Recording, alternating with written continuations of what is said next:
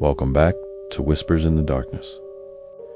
Tonight, we step into the human mind, where fear doesn't hide under the bed, it hides behind the eyes. These are real reports, sealed files, and testimonies that were never meant to be released. If you start to feel watched while listening, maybe you are. Story 1. The house that watches back when the Callahan family moved into the old gray house on Coldbrook Lane. They thought the windows were beautiful, wide, clear panes that looked out over the street. By the end of the first week, they'd covered everyone with heavy curtains. It wasn't what they saw outside that bothered them, it was what they saw reflected in. Mrs. Callahan first noticed it while vacuuming. The glass in the living room didn't mirror her exactly. The reflection turned its head a half second later than she did. It was subtle enough to doubt until her husband caught it too. Then the children said the same thing. The windows blinked slower than they should.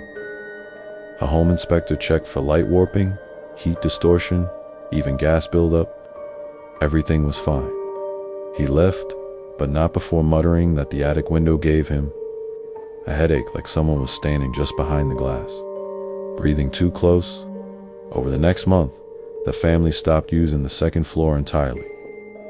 Every morning, the curtains in the upstairs hall were open again, no matter how tightly they were pinned. One night, Mr. Callahan sat at the foot of the stairs with a camera, determined to catch whoever was doing it. The footage showed nothing until 2:47 a.m., when every curtain lifted at once, as if the house had exhaled. When they fled a week later, police found no signs of forced entry. But on the second floor landing, officers reported a faint, oily residue across the window glass. Forensics compared it to human skin oil, except the pattern didn't match fingers. It matched the shape of an eye pressed flat against the surface. The real estate agent who handled the resale says no family stays longer than 6 months. She swears the house photographs differently every time, like the windows are slightly wider, slightly hungrier. Sometimes, she says, you don't just look at a house. The house looks back. If walls could see, some would never close their eyes. Story 2. The Experiment. What they found in Room 9 in 1973? A research facility in upstate New York quietly shut down after a behavioral study known only as the Room 9 Experiment. The project's files were sealed, the staff dispersed, and all references removed from public archives except one internal memo stamped "Do not replicate." For years, no one knew what the study had tested. Then, in 2002, a retired janitor named Ellis reported that he'd been paid to clean the site before demolition. He remembered one room different from the rest. Small, windowless, lined with mirrors that didn't reflect properly. He said he found his own reflection smiling before he did. Officially, Room 9 was used for sensory deprivation and isolation response. But according to Ellis, the mirrors weren't T-mirrors. There were one-way observation panels connected to an unseen space on the other side. He claimed he heard scratching behind the glass on the third night, as if someone or something was trying to get in. A journalist, digging through declassified funding requests, traced the study to a professor named Dr. Harold Keene. His research focused on visual feedback and identity disassociation. He believed that prolonged exposure to one's reflection could cause a separation of consciousness essentially, the body and its mirror self drifting out of sync. When investigators located Keene's former assistant, she refused to speak on record. Off record, she admitted they had placed volunteers in Room 9 for 72-hour isolation tests. Most broke down within hours. One man begged to stay. When they opened the door, he was goncher overturned, restraints intact, no exit. On the glass, a faint handprint remained but reversed, as though pressed from the other side. After that, they welded the door shut. The assistant said that for weeks afterward, the mirrors in the building fogged from the inside. Room 9 was demolished in 1981. Yet visitors to the abandoned site claimed to find fragments of mirror glass glinting in the soil. Some report seeing movement in the shards before their own reflection forms shapes that lag a moment behind, then smile too long. They sealed room 9 to stop whatever was inside. But reflections don't need doors, they just need eyes. It started as an urban legend around the dorms at Elmwood University. In the girls' hall bathroom on the 3rd floor, there's a mirror that everyone avoids after midnight. Not because of ghosts, because of what it shows you instead of yourself. Campus maintenance logs show that the mirror was replaced twice in one semester. Both times, the glass arrived normal. But within weeks, students complained of shadows behind the reflection. One Ra, tired of the rumors, stayed after curfew to test it. She turned off the main lights, left a single fluorescent buzzing overhead, and pointed her phone camera toward the glass. The recording begins with her own face, tired but amused. She jokes, "See? It's just a mirror." At the 12-second mark, her reflection blinks but she doesn't. At 14 seconds, her reflection's smile fades before hers does. When she gasps, the audio spikes. A male voice whispers something behind her. "Turn around." She does, but there's no one there. The mirror fogs from the inside, as though something on the other side just breathed out. Campus security found her phone hours later on the sink. She'd gone missing for 3 days. When she reappeared at the nurse's station, she was disoriented but unharmed. The only thing she said about that night was, "I wasn't alone in the glass." Afterward, the school removed every mirror on that floor. But custodians say they still hear tapping in the walls at night, 3 knocks, then silence. The same rhythm as the security footage from that night. When her reflection hit the glass once for every minute she was gone, a physics professor later examined the video frame by frame. Between 0:12 and 0:14, the pixels around her reflection's eyes brightened for 2 frames too symmetrical to be lighting. He called it a feedback anomaly. He stopped studying it after his lab mirror cracked down the middle while the room was empty. No one uses that bathroom anymore. A metal cover hides the empty mirror frame, but on cold mornings, condensation outlines a faint oval on the metal like a face pressing forward, trying to remember where it left off. They say mirrors show you your soul, but sometimes the soul looks back first. Story 4, The Lost Tapes of Mercy Hospital. Mercy Hospital closed in 1994 after a fire gutted the East Wing. No one talks about the patients evacuated that night. Only about the basement, the records room, that burned the longest. According to the fire report, temperatures reached over 1,400 degrees. Yet 2 months later, during cleanup, a maintenance worker found a metal box under a collapsed stairwell. Inside were 6 VHS tapes labeled MH, Observation Log, Ward C. They weren't destroyed, not melted, not warped, just warm. The footage, dated 1987, shows a small patient room, bare cot, 4-stand, heart monitor.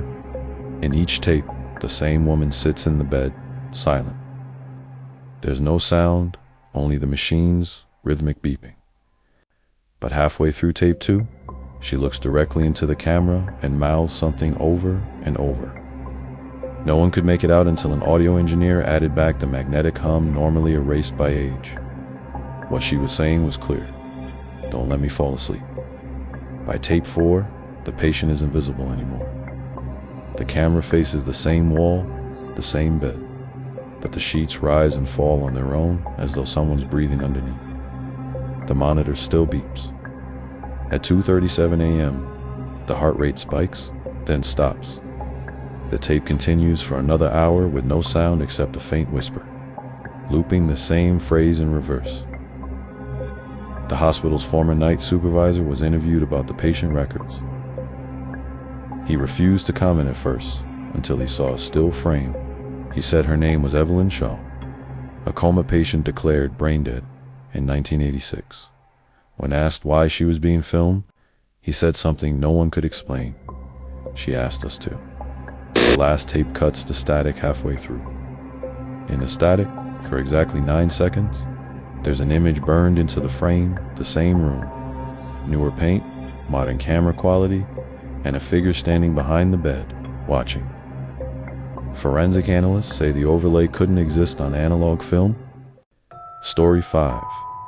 Voices in Static Kit started as a technical issue. A small town in Montana complained that every local TV station was flickering at midnight, only for a few seconds, showing bursts of static that sounded almost intentional.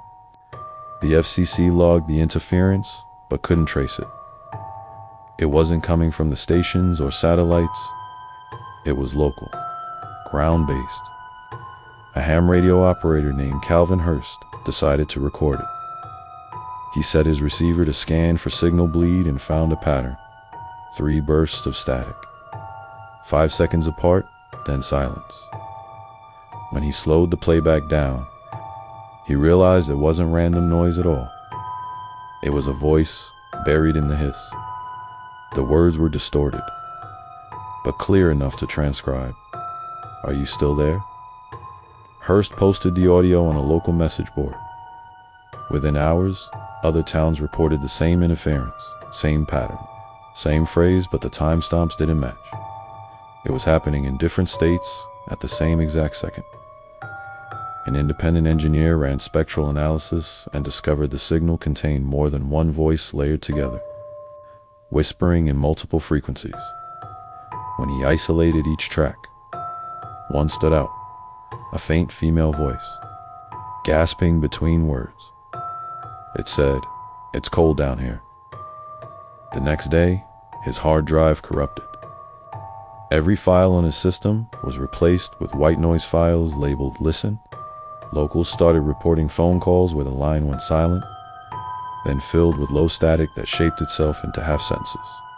Some begging for help, others reciting names of people who had died years before. One woman swore she heard her late husband's laugh under the static, followed by him saying, "Pick up."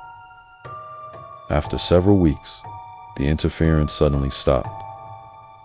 But a group of researchers reviewing the collected recordings noticed something else. Each clip was time-stamped 1 minute before a real emergency car crashes. Heart attacks, fires, all within a 5-mile radius of the original receiver. One of the scientists who studied the files kept a single recording for analysis. Her lab assistant said that at night, even when the power was off, the speaker on her monitor whispered. When they checked the waveform later, it wasn't just random noise. It was her own voice, whispering from the static. "Are you still there?" The signal ended, but the question never did. Story 6. Inside the Mind of Evelyn, 1998.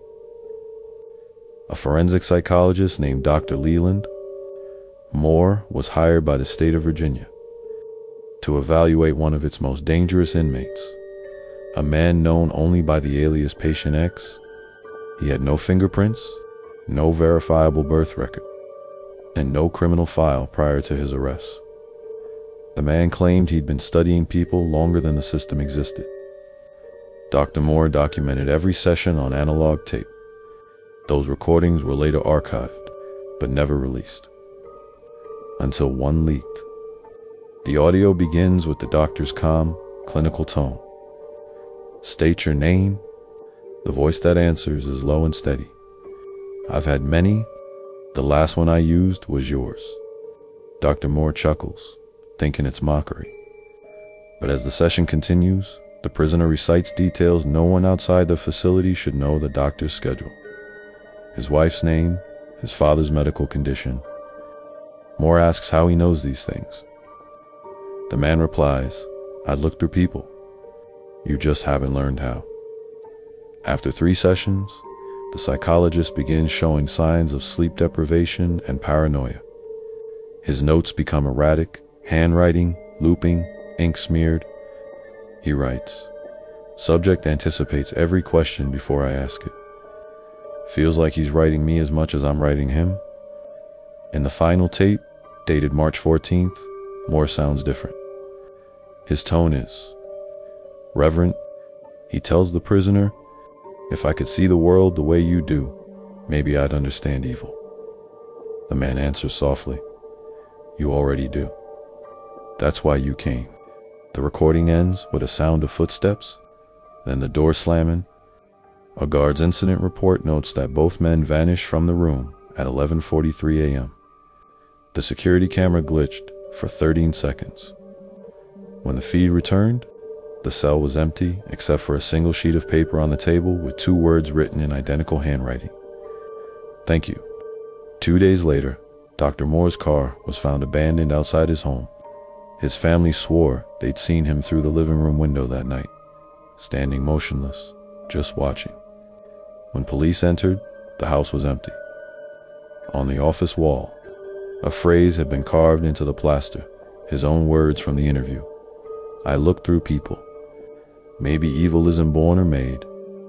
Maybe it just needs someone to understand it." Story 7. Fear lives here. The address didn't exist on any current map. 911 calls traced to it for over a decade.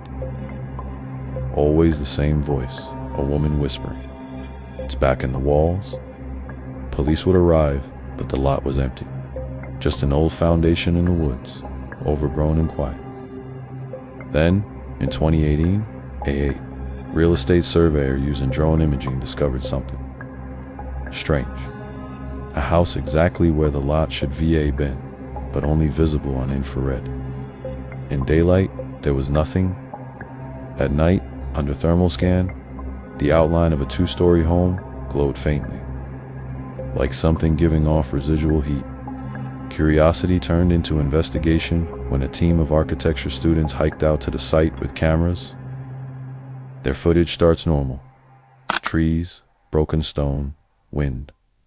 Then, as one of them pans the flashlight across the clearing, a wall flashes into existence for half a second. Wallpaper, nailed frame, even a family portrait. When they turn the light back, it's gone. The students thought it was a glitch, until the audio from that night was cleaned up. In the silence between their laughter, there's a faint sound in the background. Footsteps, pacing inside a hollow space that shouldn't exist. They returned a week later with an EMF reader and a motion camera. At 3:12 a.m., every sensor spiked. The camera flickered just once and caught a full frame of the interior, a living room with furniture. Wallpaper peeling in vertical strips, and a figure standing by the window, staring out. The timestamp on the footage showed 1979, that when investigators pulled property records. They found a family by that name, the Hargroves. Udi lived there until the night of an electrical fire that destroyed their home. Only one body was recovered. Neighbors said they could still hear voices afterward, whispering in the trees around the lot, saying the same thing over and over, "We're still here." Last year, a new 911 call came from that same number. A man's voice this time. He said, "It's cold, and I can't see the walls anymore." Dispatch traced the call. Same coordinates. When they arrived, there was no phone, no person, no structure, just dirt. And a patch of ground still radiating faint heat. Now the lot is fenced off, labeled as environmental hazard. But hikers say when the wind's right, you can hear it again. The voice from the static, the one from every call before it, whispering softly from the empty air, "Fear lives here." Some houses keep their history. Others become it.